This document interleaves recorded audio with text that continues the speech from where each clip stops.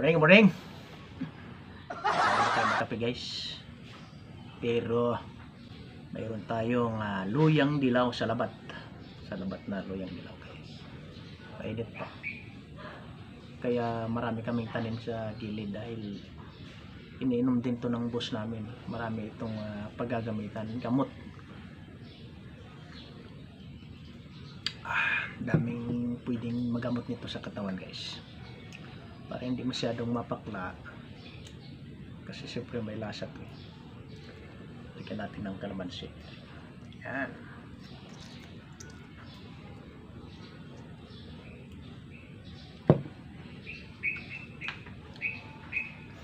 Meron kang ubo, sipon, diabetes, kasama lahat to na pwedeng pagkagamutan ito.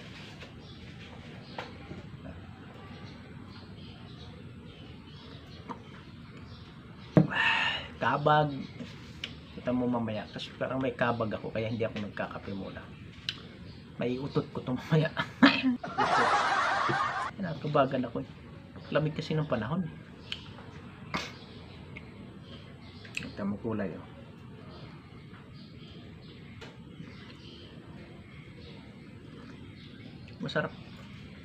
Masarap siya pero talagang may lasang kakaiba. Anghang na hindi naman luyang-luyang lasa. Parang umahagod sa tiyan mo eh, umiinit yung tiyan mo na parang matatanggal nga yung mga kabag.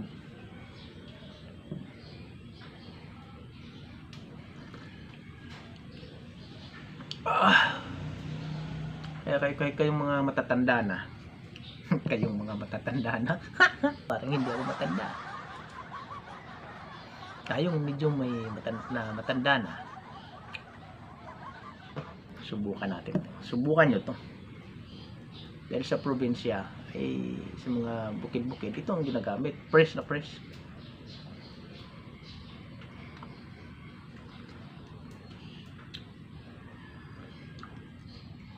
Sa probinsya humahaba yung mga buhay ng mga matatanda, yung walang mga bisyo.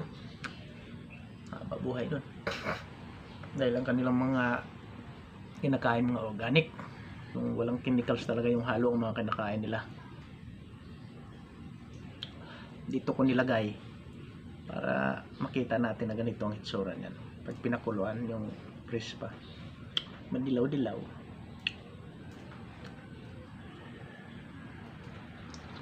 Okay, so parang yung hangin ko ay pababa ng pababa. Parang tama yan. Lalabas na yung mahina lang. Pero mamaya malakas to. Yung masabog eh. Masabog yung carbon dioxide. Epektibo.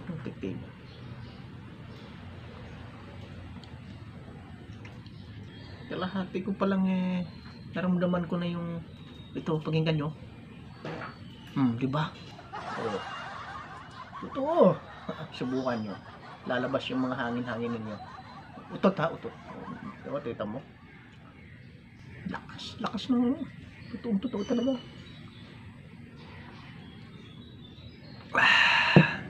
Yung hindi lang makagusto ng lasa nito eh, wala tayong magagawa. Pero kung i-try, hindi mo kailangan ng gamot sa drugstore na halimbawa hindi ka makautot. May kasabihan nga eh, pag hindi makautot patay, ay ito ang gamitin mo guys. Utot.